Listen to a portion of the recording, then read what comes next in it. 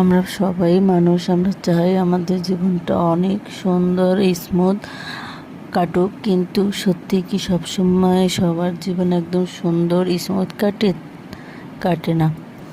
আমার মতো আরও হয়তো অনেক মেয়েরাই আছে যাদের জীবনে কিছুদিন মনে করেন যে এত সুন্দর যাবে, আবার কিছুদিন এত জটিলতা হয়ে যায়, মানে যেটা আমরা কখনোই কল্পনা করি না যে আমাদের জীবনটা এরকম যাক, কিন্তু কিছু করার নাই। কপালে যেটা লেখা আছে সেই রকম তো কিছু হবেই।